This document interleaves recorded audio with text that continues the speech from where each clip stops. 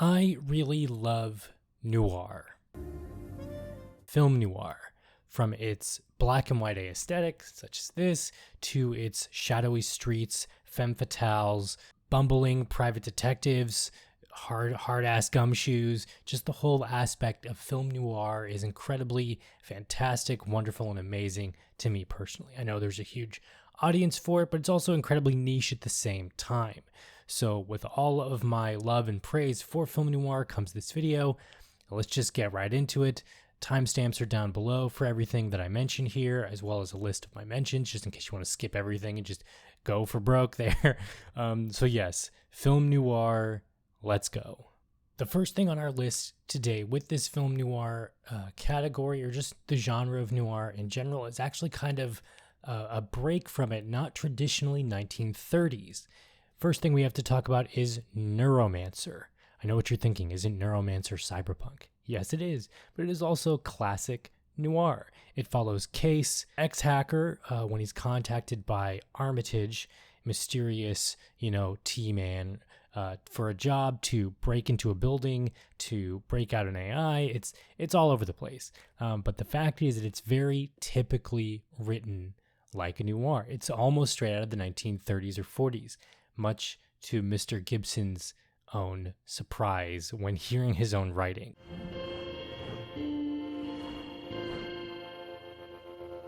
The sky above the port was the color of television tuned to a dead channel. It's not like I'm using, Case heard someone say as he shouldered his way through the crowd around the door of the chat. It's like my body's developed this massive drug deficiency. It was a sprawl voice and a sprawl joke. The Chatsuba was a bar for professional expatriates. You could drink there for a week and never hear two words in Japanese. Rats was tending bar, his prosthetic arm jerking monotonously as he filled a tray of glasses with draft Kirin. He saw Case and smiled, his teeth a webwork of East European steel and brown decay. Well, it sounds good. It sounds like something that was written in the 1940s somehow. It really is kind of weirdly Chandler-esque. So what would you say now about that piece of writing and the man who wrote it? I don't know. I'd buy him a drink, but I don't know if I'd loan him any money. And I think of Neuromancer as being, in a good sense, an adolescent book. It's a young man's book. It was written, very young man's book. It was written by a man who was not very young when he wrote it, but who was sufficiently immature to still get back there and get a hold of that stuff. The bartender's smile widened. His ugliness was the stuff of legend. In an age of affordable beauty, there was something heraldic about his lack of it. The antique arm whined as he reached for another mug. It was a Russian military prosthesis, a 7-function force feedback manipulator cased in grubby pink plastic. You were too much the artiste here, Case, Rats grunted. The sound served him as laughter. He scratched his overhang of white-shirted belly with the pink claw. You're the artiste of the slightly funny deal. Sure, Case said, and sipped his beer. Someone's gotta be funny around here. Sure the fuck isn't you. The whore's giggle went up an octave. Isn't you either, sister. So you vanish, okay? Zone, he's a close personal friend of mine. With all that said, I highly recommend reading Neuromancer. When I first read it, I've read this book like 3 or 4 times already. Prominently, I've listened to it. I listen to a lot of my books. My eyes get burned out really easily. So I listen to it. I don't recommend listening to it. If you are going to listen to the audiobook version or something like that, there is a version read by William Gibson himself, the author. It's abridged, however, which is okay because it kind of cuts out all the fat a little bit. But if you want your full experience of Neuromancer, I highly recommend reading it. This is one of the recent versions from a couple years ago, reprinted cover. Like a lot of modern day cover art, this has the big sin of it doesn't tell you jack shit about what's going on in the book, but I do love this version of the cover because it was actually made with AI. It was actually made with like a city learning AI constructed Data. It's really cool. Post a link for how this cover art and its subsequent series was made. I also recommend checking out Burning Chrome, the short stories that precede the Neuromancer books, same universe and everything, just a bunch of collection of short stories, Burning Chrome. I highly recommend that. That I would recommend listening to because it's on Audible. They get a bunch of different narrators for each story. It's really good. It was hot, the night we burned Chrome. Out in the malls and plazas, moths were batting themselves to death against the neon. But in Bobby's loft, the only light came from a monitor screen and the green and red LEDs on the face of the Matrix simulator. So yes, check out Neuromancer by William Gibson. It's classic pulpy noir, but in a cyberpunk setting. And like Neuromancer, once you do that, you fall down inevitably the rabbit hole that is Philip K. Dick, the guy who wrote Blade Runner, Total Recall, all that stuff, which is another noir, Blade Runner, which falls you further down into the Deus Ex wormhole of video games. Observer, another fantastic noir cyberpunk adventure game by Bloober team, and a bunch of others. Next one. The next thing on our list is actually going to be a couple of video games. I'm going to recommend Calvino Noir, a fantastic 2D, 2.5D side-scroller adventure. It's clunky controls and kind of stiff animations. It's very indie, but it's a very good noir. Fantastic voice acting, fantastic voiceover, wonderful soundtrack, beautiful environments. It's a great little indie game that just eschews noir from the black and white like film perspective down to a T. It really nails it. Is he coming? Anna's question fades unanswered in the darkness. Siska meets his gaze with a solemn shake of her head. So, we have to do this without him. Maybe if we wait a little longer. I also recommend checking out Blues and Bullets. And of course, I already mentioned Deus Ex and everything in there. Throw that in there too. But for the two games that I'd recommend for like classic 1930s film noir, it's Calvino Noir as well as Blues and Bullets. Calvino Noir and Blues and Bullets for a 1930s aesthetic. Blues and Bullets, sadly, it's only got 2 episodes, and the other 3 or 4 episodes that were to go along with Blues and Bullets aren't probably rearing their heads anytime soon. Pretty sure the studio disbanded and has moved on to other things, the developers. It's really sad because Blues and Bullets is really great, classic film noir with a beautiful, beautiful look. Beautiful look. Check out Blues and Bullets, Calvino Noir. Oh, and I mean, just go ahead and throw in LA Noir as well. Where the hell are you going? We're kind of in the middle of something here. That's so bad, that just made me cringe. Whoa, when it's coming out, you just can't believe it's coming out. And it's just like, there's a point of no return, man. You can't even retract that bullshit. God, it's like a demon takes over your mouth. All right, let me get unpossessed here.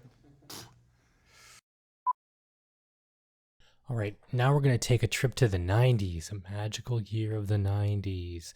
And I'm actually going to recommend Michael Stone's book series. So you have The Low End of Nowhere. You have A Long Reach. You've got Token of Remorse. And then you have Totally Dead. All by Michael Stone. Funny thing is that this author, Michael Stone, is actually a private detective, or was a private detective. During the writing of these books, he was a private detective. Actually, hailing from Colorado, Michael Stone was a private detective and a newspaper reporter for the past, 30 or 40 years. Sometime around during the 90s, he actually got, that little bit of push from some friends of his to actually write books. So who better to write stories about a private detective than an actual private detective?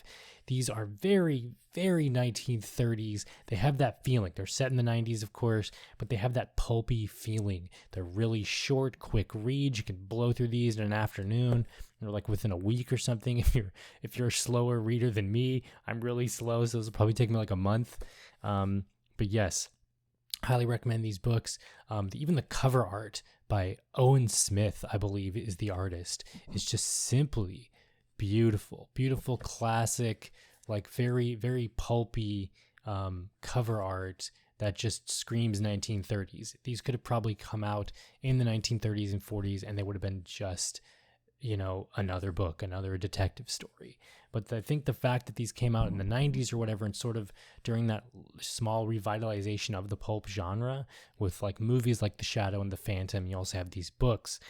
So I highly recommend checking out these classic pulpy books. You can all find them on Amazon or eBay or whatever for pretty cheap. There's also Kindle versions now if that's your thing. But unfortunately, the fantastic, beautiful cover art from these paperback original versions don't go along with the Kindle versions. I don't know why they didn't just reuse or get the artist to do another cover for like a collection of these for Kindle. It's really sad, but I highly recommend checking out these books. Michael Stone's book series, the Streeter mystery novels, The Low End of Nowhere, A Long Reach, Token of Remorse, and Totally Dead. Highly recommend that. Last but not least, or rather last in this recommendations list, I suppose, is actually going to be The Sinking City. I've been playing The Sinking City a lot. I've really loved it. It's classic Lovecraftian, noir, pulpy, wonderful detective game. Way to go, Frogwares. 2 thumbs way up on it. I'll have a review out for it eventually when I finally finish it. But yes, The Sinking City is amazing. From its rain-soaked streets of Oakmont to the atmosphere that just permeates that game, like from the start to the very end. Atmosphere just punches you in the face in a really good way. I actually even enjoy the combat and the gameplay, even though I know a lot of reviewers didn't. From the beautiful outfits that you get to choose, like you even get really cool, like private detective-y outfits. It's fucking awesome. So yes, I highly recommend The Sinking City. Sadly, it's going through a bit of a lawsuit problem with the shitty publishers that tried to steal the game and uploaded themselves to make more money rather than Frogwares doing it themselves. So the only version you can purchase legally now is from a key site from Frogwares website, or you can pick it up on EA Origin if that's your thing. That's the version I got. I got the EA Origin version, to my dismay of supporting EA, everything evil, or evil actually. So yes, highly recommend The Sinking City. And with that, I'm actually going to recommend reading the Titus Crow books. Not typical pulpy noir, but it's very private detective-y, supernatural, Sinking City, that kind of vibe. It's a lot of people say, what if Doctor Who versus Cthulhu? Because he's almost a Gary Stu of a character, Titus Crow is. But I highly recommend reading the Titus Crow books. If you want to dive into the entire series, go ahead. But if you had to pick one, I'm going to go ahead and recommend the Compleat Crow. If you can't really get through the Compleat Crow or dig it, then I don't think you're going to like the rest of the Titus Crow book series. So I recommend the Compleat Crow. You can find it on Audible, read by the wonderful Simon Van. Lord of the Worms. 22 is the number of the Master. A 22 may only be described in glowing terms, for he is the great man, respected, admired by all who know him. He has the intellect and the power, and he has the magic.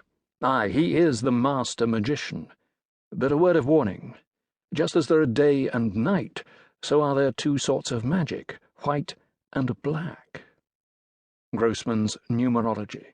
Vienna, 1776. Find it split up into different other audiobook versions if that's your thing, read by the wonderful Joshua Saxon, one of my favorite narrators ever now. 22 is the number of the Master. A 22 may only be described in glowing terms, for he is the great man, respected, admired by all who know him. He has the intellect and the power, and he has the magic. Aye, he is the master magician. But a word of warning.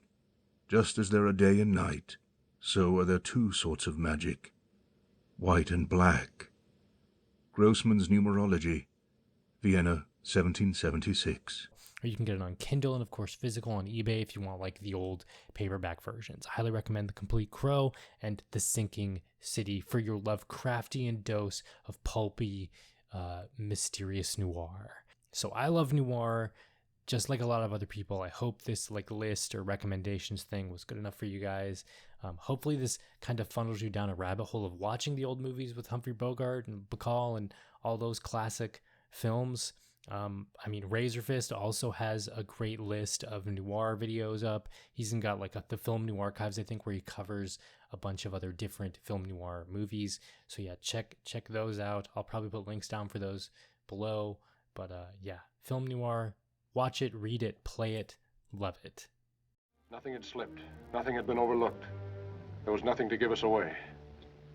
And yet, Keyes, as I was walking down the street to the drugstore, suddenly it came over me that everything would go wrong. It sounds crazy, Keyes, but it's true, so help me. I couldn't hear my own footsteps. It was the walk of a dead man.